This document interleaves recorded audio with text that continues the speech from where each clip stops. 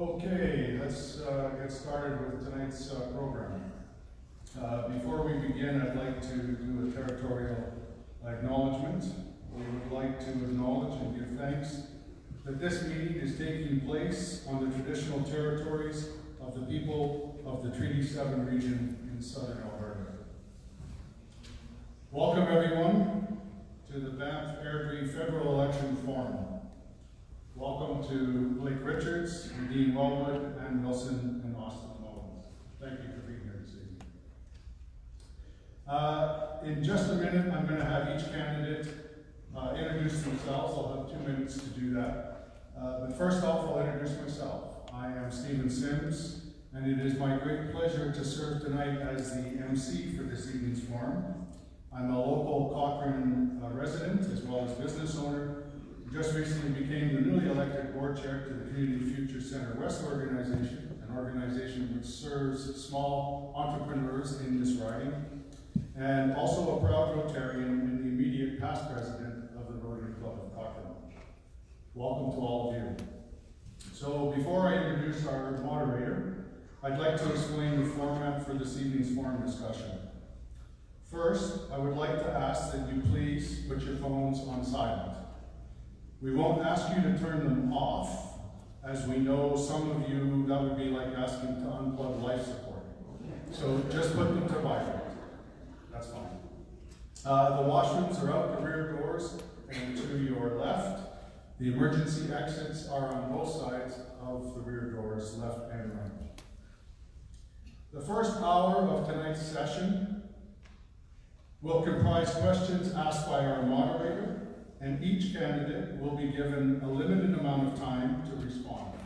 We do have a timer, and they will neatly and nicely remind the candidates that their time is coming due.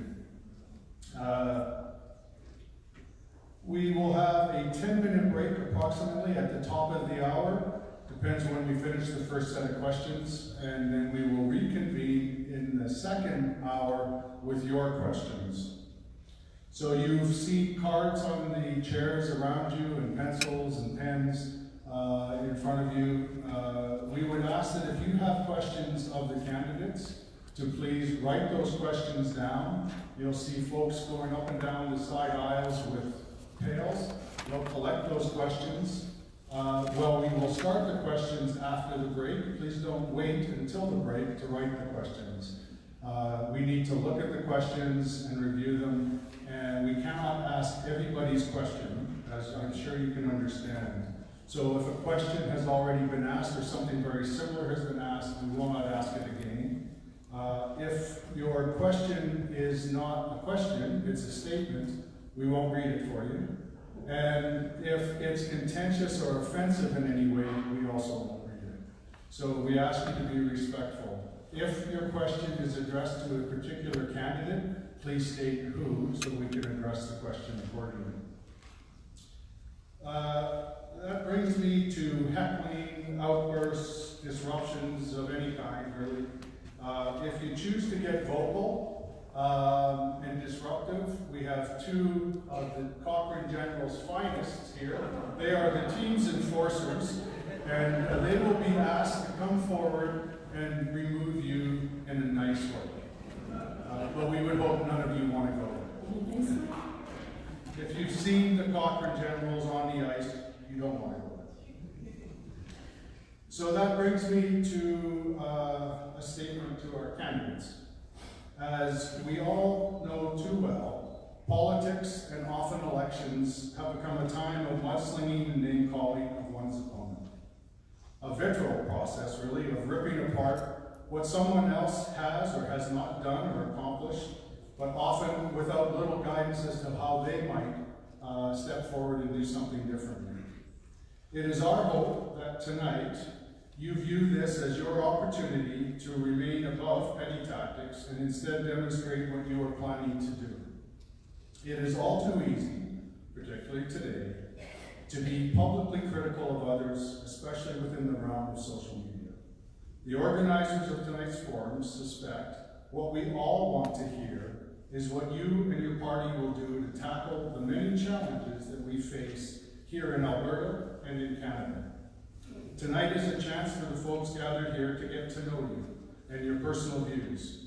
Not only listen to you restate your party's views, but we certainly appreciate you want to state your party's views, and we understand that. Or to attack others for what they have or haven't done. Thank you for being here and for stepping up to serve. Serving as a public figure is very much a personal sacrifice that is not lost on us. So thank you very much.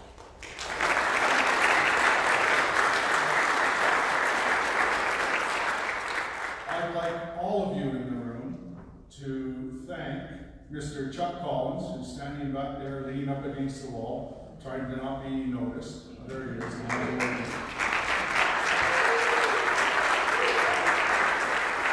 We would not have this opportunity tonight if it weren't for Chuck. This was Chuck's idea, and Chuck has pulled this together, and Chuck has funded much of this evening out of his own pocket.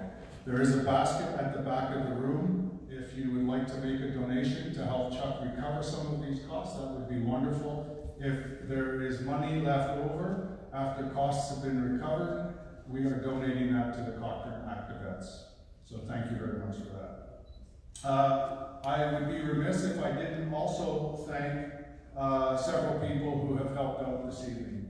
Samantha Nickerson of Urban Casual, who has done all the social media for tonight and is also up there live streaming this on Facebook. Thanks also to Coffee Traders. Thanks also to Coffee Traders for the coffee and No Frills for the water. And of course the Cochrane Generals for being our enforcers.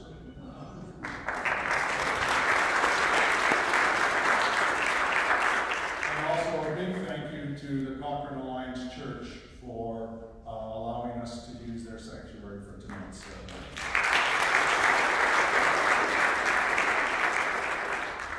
just a reminder, especially for the candidates, in case you forgot this day, the election is Monday, October 21st.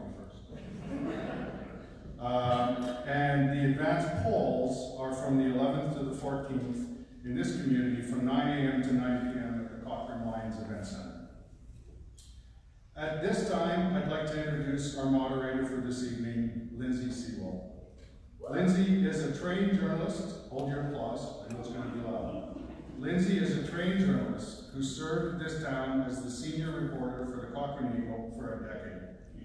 Building on her passion for politics, Lindsay left the newspaper this past summer and has joined the Office of the Councillors at the Calgary City Hall to work in communications.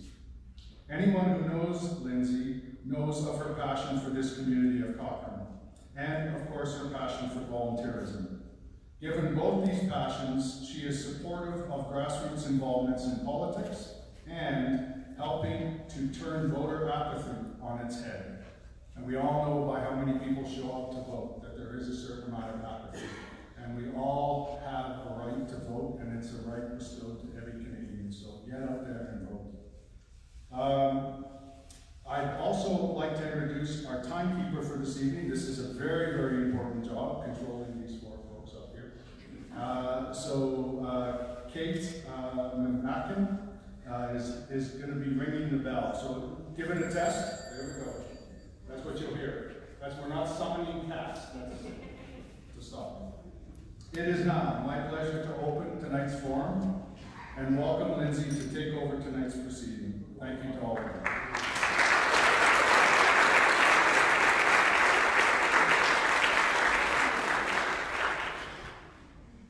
Good evening, Cochrane. I'm so thrilled to be here. I will keep this short because I believe my colleague Stephen covered everything. I'm thrilled to be here to see familiar faces in this room, and most importantly, I'm so thrilled that you're coming out here to acknowledge these four individuals who have worked tirelessly, hitting the pavement, handing out literature, talking to you one-on-one. It is a thankless job in many ways, and I really believe that no matter what platform you stand on, you do it because you love this country, you love this town, you love this riding. So I ask you tonight to just please be respectful and to move forward and have a great debate. My greatest wish is that each and every one of you leave tonight with some of your questions answered and with some more confidence as you head to the polls and cast your ballot this October 21st. We will start. We're going to go in random order, and whoever I ask first, and we'll just keep going in a clockwise direction. So I'm going to start with Mrs. Wilson for the NDP. How would you address the mounting concerns around climate change and how the federal government deals with environmental concerns on a global stage? I actually thought we were going to introduce. Oh, absolutely. Okay, yes. Yeah, so that's okay, that's okay. Well, you got a glimpse into the first question, so, okay. I wasn't even listening because I'm going. Okay, no, that's fine. Okay, so we'll start with introductions, sorry, my bad, and we'll bring up Mr. Richards first as honor team is our incumbent. You can either do it from the chair, or you can come up to the podium, and you can do that for answering your questions as well. Thank you. I want to start by thanking everybody that was responsible for helping put this event on this evening. Lindsay, Kate, Stephen, the generals, Cochrane Alliance, the sponsors, and most importantly, Chuck Collins. You know, it's a fine example, all of them. They're fine examples of the commitment to the community that makes me so proud to be the representative for this community in Parliament. And it's seeing and it's having the chance to serve the people of this constituency that gives me the desire to continue to be your representative and your voice in Parliament. You see, I'm not someone who likes to toot my own horn. I don't like being recognized. I'm not someone who, you know, standing up here kind of talking about myself a little bit doesn't even make me feel very comfortable, to be quite honest. And I know that you know that I've worked hard for you. And you know that as a member of Parliament, I've gotten results for you. Things like significant federal investments in infrastructure for local infrastructure. Personal initiatives that I've championed that have resulted in changes to the criminal code that make our communities safer. Or standing up against and preventing harmful liberal policies such as the small business tax increases. But I don't want to use this time to make it all about myself. I want to use this time to focus on you. Because that's what this job has always been for me, is focusing on you. And I seek to continue my service as your member of Parliament so that we can get our economy back on track, so we can get some pipelines built, so we can get people in this community back to work, and so that we can see our local businesses here prosper once again. So I look forward to the opportunity to have discussion tonight, to put before you the policies that will do just that. A positive conservative vision to keep more money in your pockets and to make life a little bit more affordable. So I look forward to this opportunity tonight, and I welcome your questions. Thank you.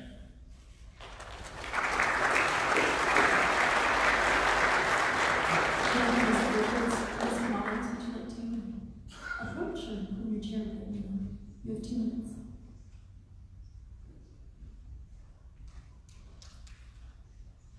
So I also want to thank Chuck, Lindsay, Stephen, all the volunteers, the sponsors, the Cochrane Generals for coming out today and helping make this happen.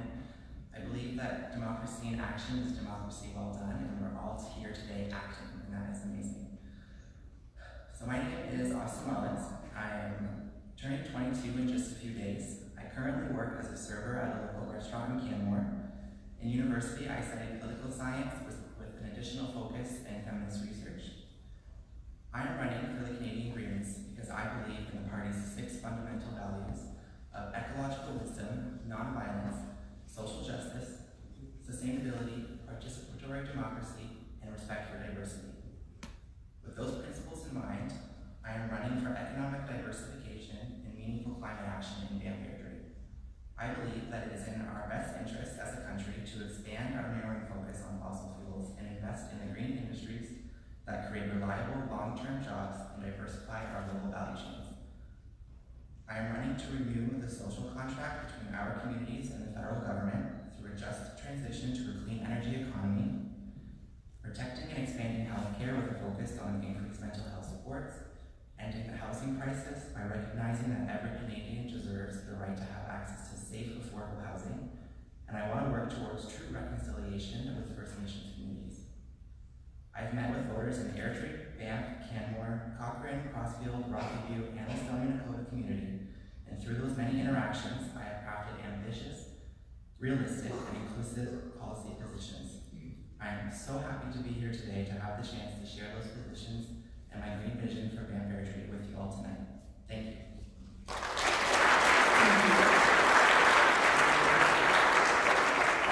Mrs. Walker, PPC Party, would you like to do introduction? Hi.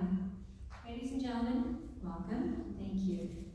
freedom of expression is at the cornerstone of every free nation and is being eroded today at an unprecedented rate.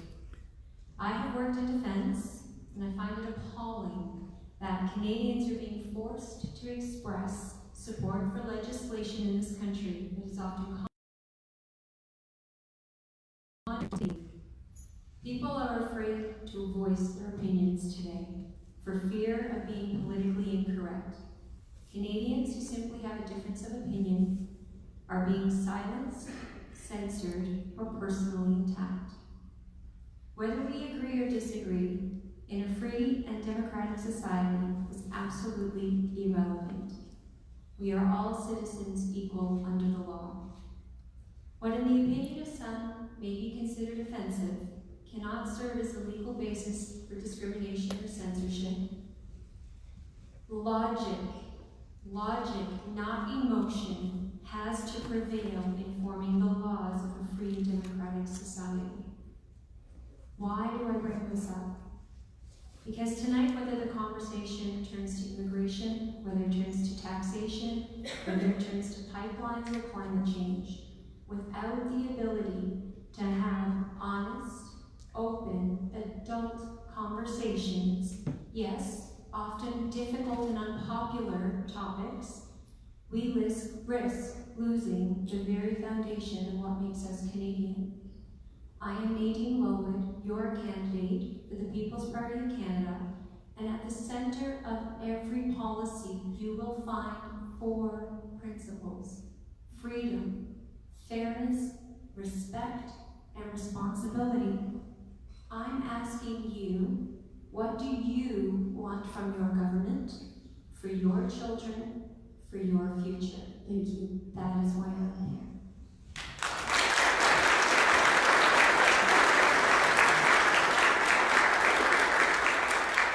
And last but not least, we have Ms. Sam Wilson from the NDP. I actually loved Mrs. Wilson, but I'm not usually called that. Hello, Cochrane friends, ladies and gentlemen. I have a new suit for this occasion, so you can tell there's an election campaign on. I'm Ann Wilson, and I'm running for the NDP. Now, our moderator has asked us to talk about our personal values as well as our party platform, so that's what I'll do. Now, you probably know I'm a defense lawyer. I take legal aid files for people who can't afford a lawyer. Our job is to stand up and fight like a bear for our clients.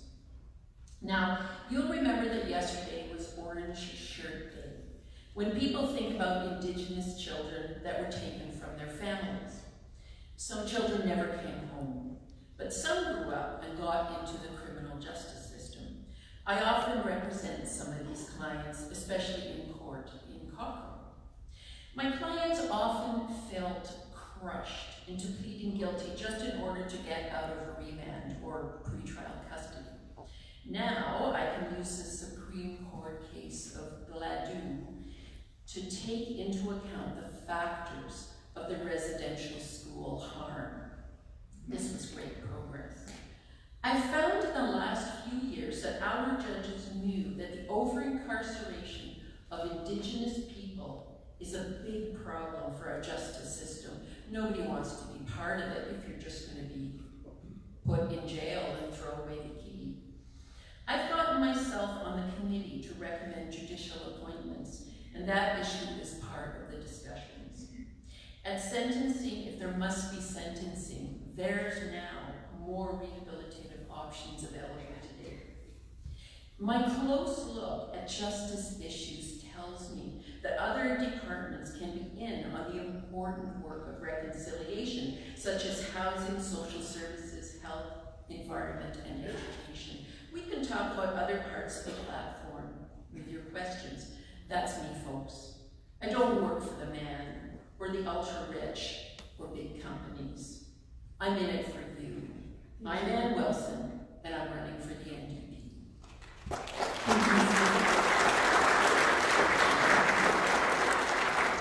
right, now we'll get into the questions, and I gave you a sneak preview. For the questions, I just want to remind you, candidates, that you have 1 minute and 25 seconds. Kate will give you a warning when you have the final 15 seconds, so you can think about wrapping up your statement, and we will try and keep it right to that minute and 25. The first question: how would you address the mounting concerns around climate change and how the federal government deals with environmental concerns on a global stage? We'll start with Mrs. Wilson, and we'll move in clockwise fashion. I'm sorry, I have to use the podium. It's just silly.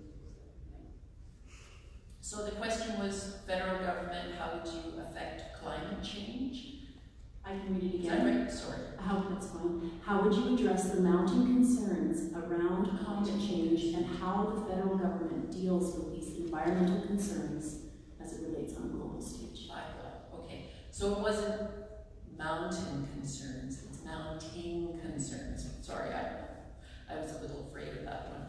Well, what our leader, Jagmeet Singh, will do is he would immediately declare a climate emergency. No, this isn't just words, it elevates, sorry, I thought you said something. It elevates the issue to an across the department level. He would keep up with pivoting away from the traditional oil economy as fast as possible to alternative energies such as solar and wind farms. Now we know for the past 4 years, right here in Alberta, that is actually possible. It's something that was working, something that was providing very good jobs for those people that were unfortunately dispossessed from their excellent oil and gas jobs with all their skills, and it was providing a great place for them to turn to. That's the time. Oh, okay. And we would keep up with carbon pricing, because that really is a great incentive for oil companies to change their ways. You're out of time. There. Thank you, Ms. Wilson. Mr. Richards, you can either from your chair or you can approach the podium whenever you're more comfortable. Well, first of all, we need to start with what's happening. What we have now is a government that's put in place a carbon tax. And make no mistake, they will eliminate that here in Alberta. If the Trudeau government gets re-elected, it's coming back in January. And I want to bring that up to even more than double what it is now. Problem with it is, it does nothing to help the environment. So instead of focusing on taxation, what we want to see is focusing on technology. It's one part of our environmental platform. And the technology that we have in Canada, the energy products that we have in Canada, are some of the best and most environmentally friendly in the world. And if we want to make a difference for the environment, we need to get more of those Canadian products and that Canadian technology to the world scene. Because we can make a huge difference. Right now, when people look at climate change, they're looking at 1.4% of the emissions in the world. What about that other 98.6%? Our Canadian technology, our Canadian products can have a huge impact on making our environment cleaner all across the world. And at the same time, we can help to grow our economy, and we can give people opportunities and jobs right here at home. That, to me, is the right approach. Thank you, Mr. Richards.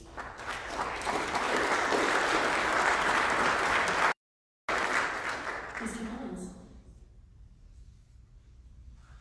Okay, so there's no such thing as a meaningful climate plan if you don't go by the Intergovernmental Panel on Climate Change's report in 2018 that says we have to hold global average temperature increase to no more than 1.5 degrees Celsius against pre-industrial levels. It's a long thing to say, but it's important.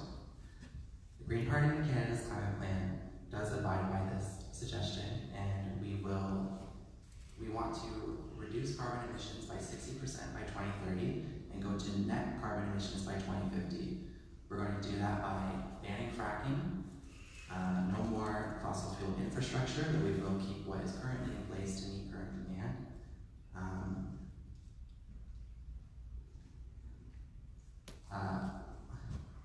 Canada can be a world leader on climate change and environmental actions.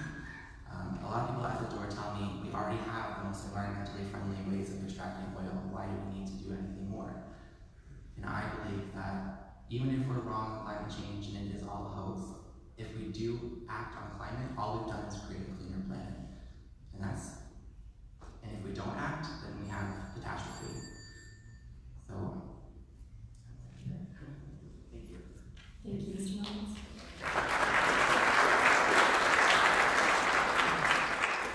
Ms. Wellwood, you have the last word on this one. Thank you. So the UN has made approximately 73 predictions about climate catastrophe and climate issues, none of which have come true. So our position is that if the provinces want to deal with issues such as carbon dioxide, not carbon, carbon is a solid, carbon dioxide is a gas, it's not a pollutant, it is actually a requirement for life. We exhale carbon dioxide. Trees inhale carbon dioxide and give us back oxygen. It's essential to life, it's essential to our beings. Why would we want to destroy that? Now, could we do things better? Absolutely we can. And things like the environment, right here at home, we have people in this country who do not have clean drinking water. How about we tackle that issue? We have an issue here with carbon tax, which is actually going to increase or decrease our ability to attract investment, which is going to increase our probability. We'll wrap it up. So for me, it's about we are not planning to do anything about a climate emergency that we don't foresee exists. But there are real issues at home that we can make a true environmental impact.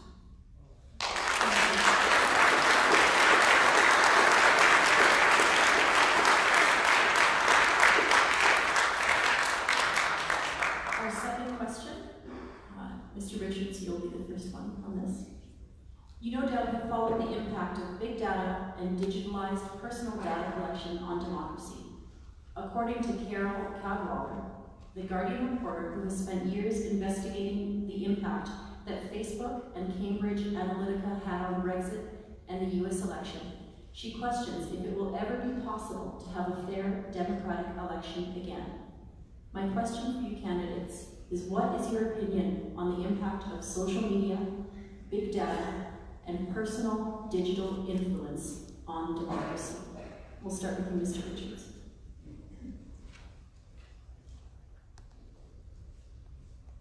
I'll touch on that briefly. I think that when we talk about big data, we talk about social media, there's all kinds of policy implications. Elections is one of the areas where there's implications, and it's something that government's going to have to spend more time looking at and thinking about.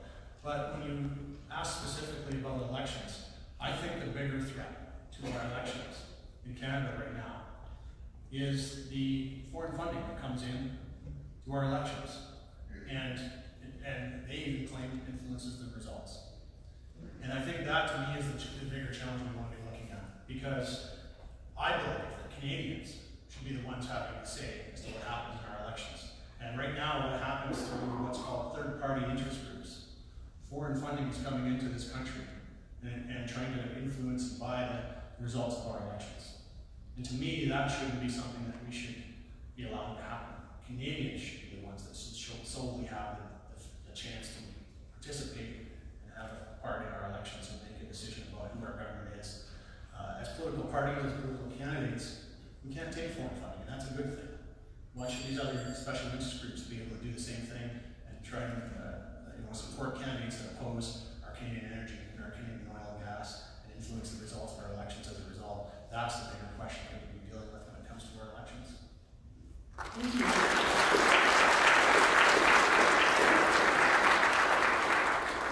Mr. Lenz.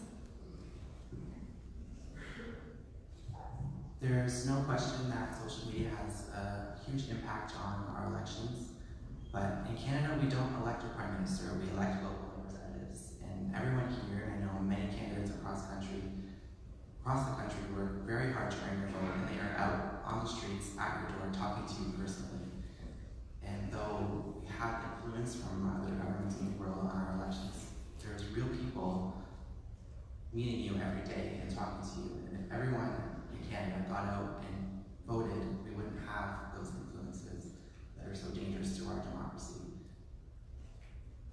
So we need to act and get out on October 21st and vote, and we're against polling days. And Elections Canada has done very well this year in giving you many opportunities to vote than in other years. You can go to your local polling place anytime and vote on a special ballot.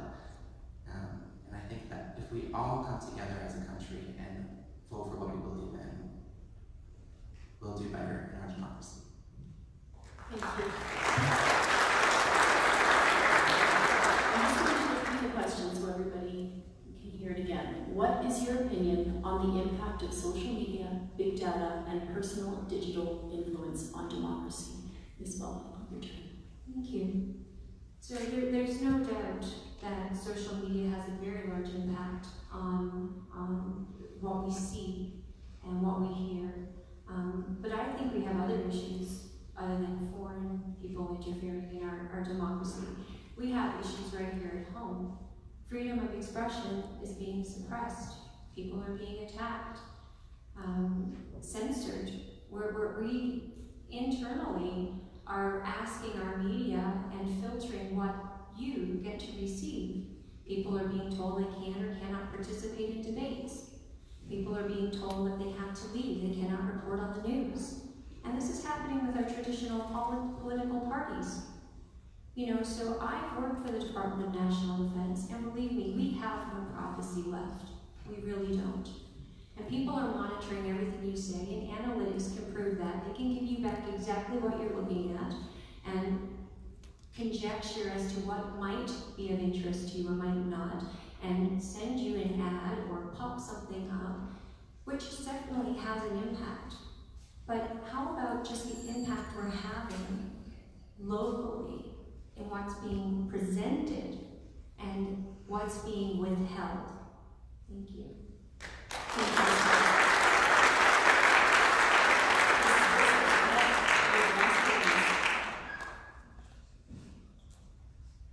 I actually like social media. I think it's an excellent outreach tool, and during elections it's really wonderful. There's communities that I'm never going to be able to get to door knock to. I'm never going to be able to phone. Sometimes people aren't home. And the sort of subtle nice thing about social media is that people can inform themselves. They can reach out and ask a question, exactly the kind of question they want, and have a nice little debate. So I do like social media. The dark side of social media is sort of the same thing that it's always been. If there isn't enough critical thinking applied, that means that we get, I sometimes call it a thinly sliced bologna sandwich. So for example, people who would deny the facts of climate change. That's very upsetting, because just recently we've had most of our children do a climate strike across Canada. And if we don't accept facts, then how can we make a good decision for them? Thank you. Brings us to your next question, Mr. Mullins. You'll start this one off. How would you take the 94 calls to action from the Truth and Reconciliation outcome to the next level to improve day-to-day life for our First Nations and Indigenous Canadians? The Green Party of Canada is committed to reconciliation with First Nations groups. We will honor treaties and respect UNDRIP, which is the United Nations Declaration of the Rights of Indigenous People. We will make Indigenous nations equal partners in setting national policy priorities, and we will also implement a Council of Canadian Governments, which will bring First Nations communities to the policy-making table at the federal level so that they have their voices heard in government. We will also develop a national strategy for housing, clean water, food security, and healthcare to get water to First Nations, like Nadine mentioned. You know, when we have a crisis where all First Nations don't have access to clean drinking water, and we need that. The privileges that we have in these urban communities are not widespread, and it's not fair. And current governments and governments of the past have not acted on these issues, and Green Party of Canada will act. Thank you. Thank you, Mr. Mullins.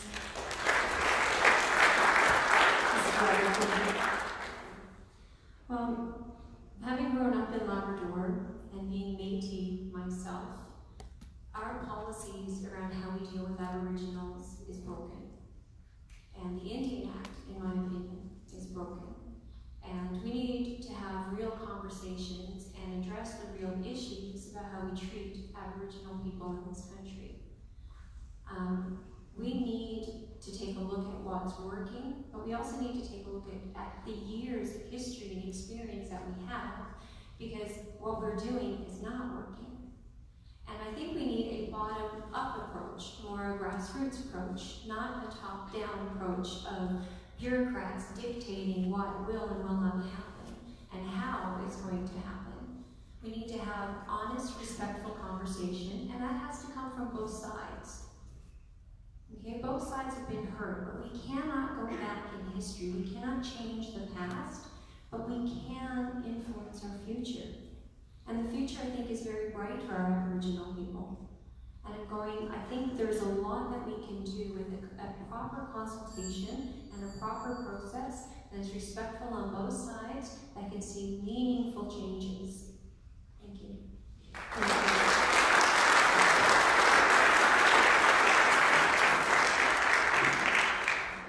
Mrs. Wilson.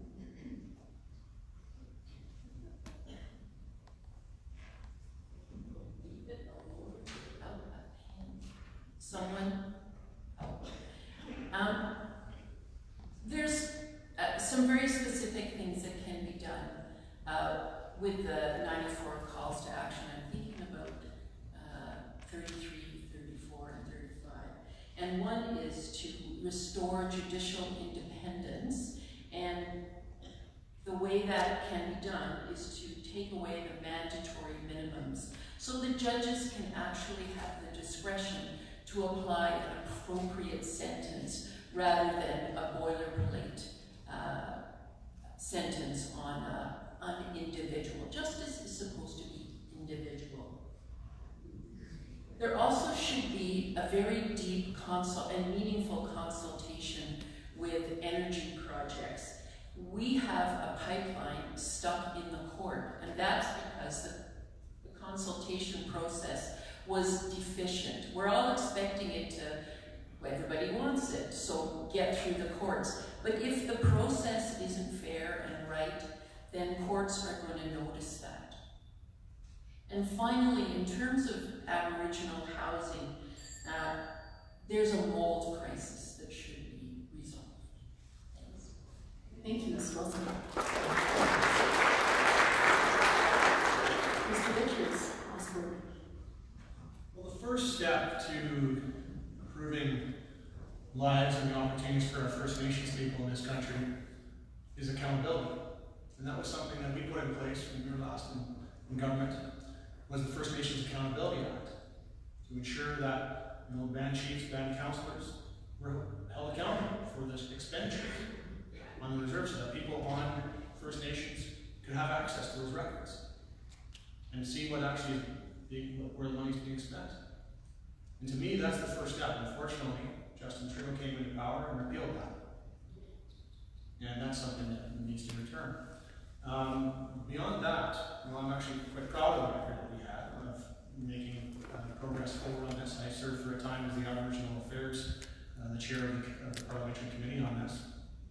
And we made a lot of improvements in terms of not only the accountability, but in terms of drinking water, bringing forward matrimonial property rights for the first time on reserves, and a lot of things that really have tangible differences. I think of a local investment that we were able to secure for expanding a school, to give First Nations people a chance for better education. We can't start from education, we can't start from accountability. How are we ever going to get anywhere? And so those are the kinds of improvements that we need to see, and that's the kind of things that I've focused on in the past, and the kind of things that we'll focus on in the future. Thank you, Mr. Chair.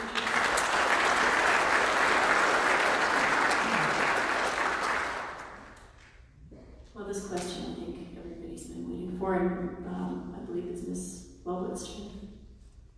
What are your thoughts on pipelines and the current perils of the Alberta energy sector? Wow. Pipelines. How about we get some built?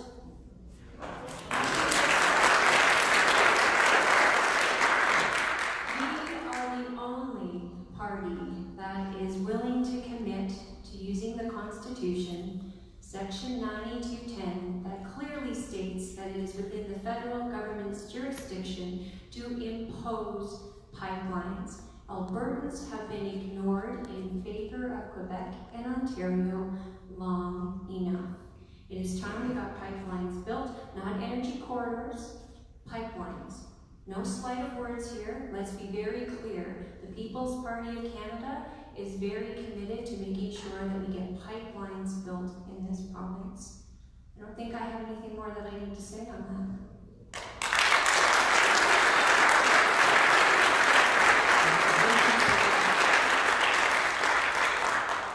Mrs. Wilson? I think I already partly answered this, but the pipeline has been approved. However, because the consultation process was flawed, and I believe it was the Stephen Harper government that put into place that consultation process, and it's just not working, and that's been quite a long time. So now that approval has been held up, not by the government, but by the courts. So our leader, Jagmeet Singh, would say, well, that's a sign that that consultation has to be much more meaningful, much more courteous, and much more productive. And that's the only way that we can expect that pipeline. It's been approved. It will be built.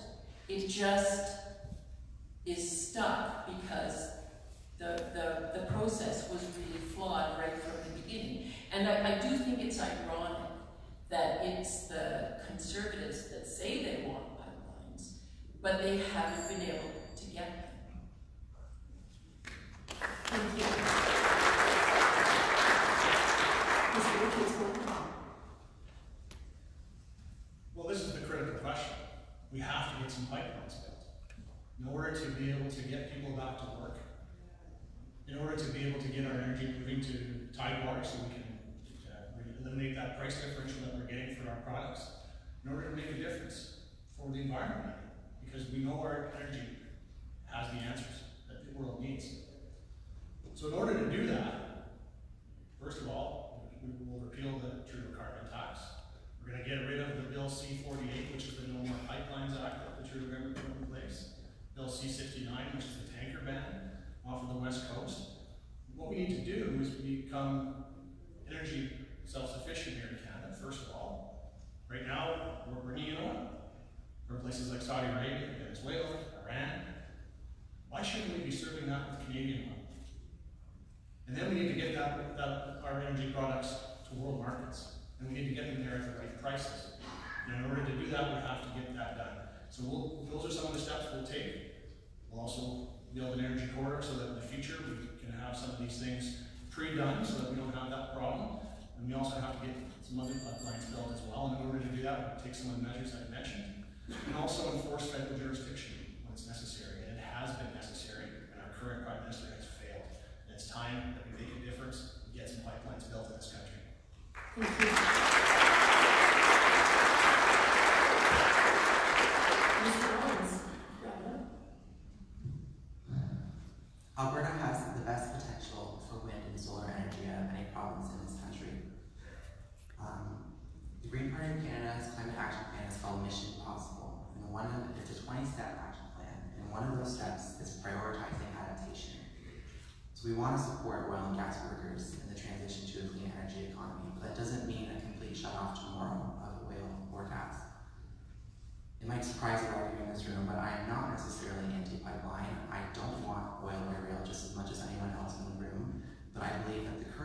projects are not in Canada's best interest. I think one more pipeline might be in Canada's best interest if we implement proper consultation with Indigenous groups. But that doesn't mean we're trying to get oil to market. We would use the oil in Canada, keep it in Canada for the petrochemical industry, which is paint, plastics, things like that. So we're not trying to import or export oil, but we have to recognize that we still need it, and the Green Party does recognize that. But that being said, I do believe that Alberta has the best potential for wind and solar energy, and we want to nationalize an east-west electricity grid to get that electricity across the country, and that will create a lot of reliable long-term jobs in Canada. Thank you, Mr. Martin.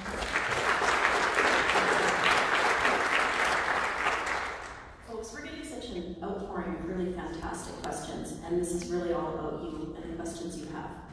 So we're going to wrap up this segment. We're going to bring up a special guest to ask the candidates a question.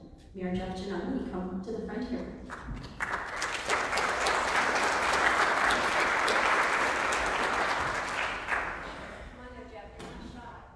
Thank you. It's super nice to be on this side of the forum. I want to take it to a little bit of a more local level. If elected, what difference or change will you make that will most impact people in Colorado?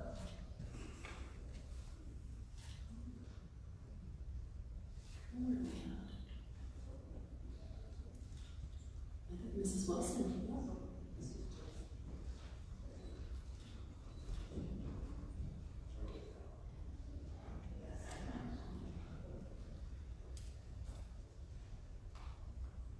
There's just so much to pick from. I'm a New Democrat, so that means I'm all about health care. Now, you've probably noticed that not everything is covered. So, from the point of view of the thing that would be most wonderful for little families' pocketbooks, I'm picking one of my most favorite programs, which is dental care. Now, it has so many great things about it. It would be free for people earning under $70,000, and I think $70,000 is quite doable, but there's more. There would be a sliding scale between $70,000 and $90,000, so that families who needed a little more money could also take part in this excellent program. And the whole reason of why dental care was never covered with health care in the 60s when we brought in medical health care was because dentists just didn't really want to let go of this excellent source of income. We were able to beat the doctors, but not the dentists. So I don't think specifically that people in Cochrane need to look after their teeth more than any other Albertan, but I just think it's one of the most practical programs we have. Thank you, Ms. Wilson.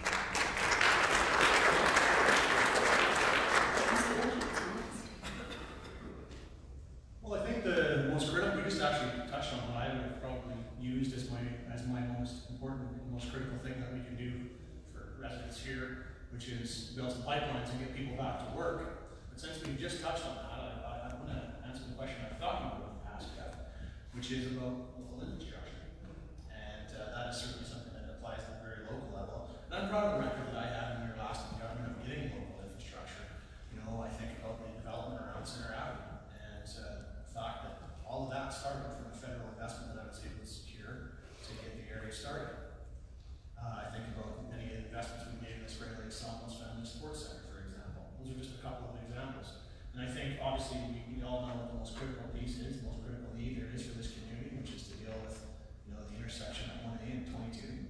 And certainly will continue to be a champion for that. But I do believe that investment is needed there. That's the only way that is going to the community can continue to grow. And you know, always work closely with, I really believe that those kinds of decisions about municipal infrastructure and, you know, with growing communities like Cochrane, we need to be focused on that. And I believe that the decisions are best made at a local level. So as I've always done, stay in close contact and close consultation with the mayor and council to be able to identify the projects that are important for the local community and bring those ones forward. Thank you.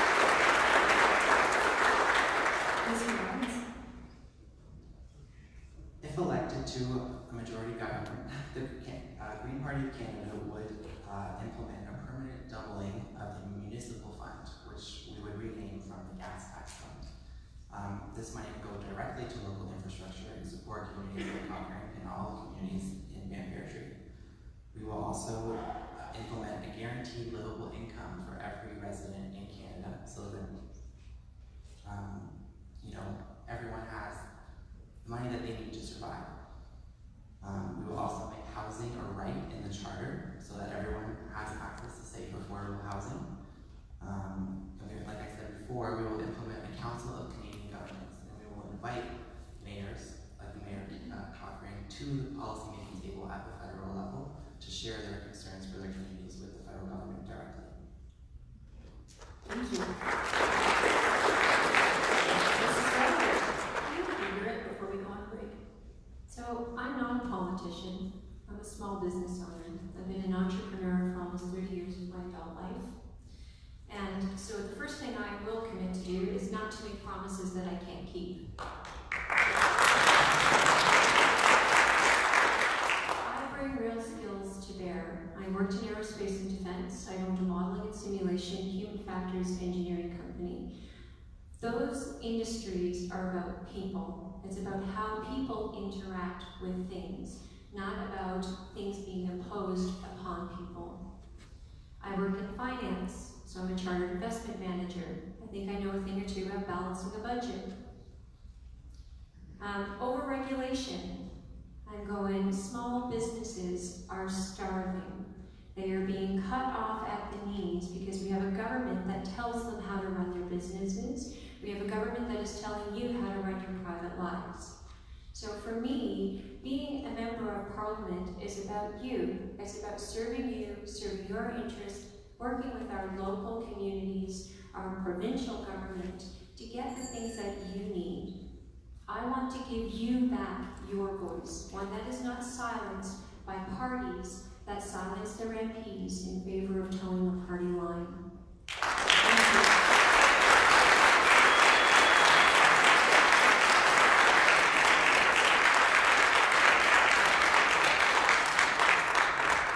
Thank you to each of you for your candid responses to the questions. I was asked, one of the questions we were asked was, where is the Liberal candidate this evening? And I was going to send her regards when I was going to have each of the candidates introduce themselves, but as you saw, I promptly went right past that. So what we understand is that Gwyneth had a scheduling conflict, and while she very much wanted to be here, she just could not. So she extends her regrets. So we will now go on a 10-minute break and resume at 8:05.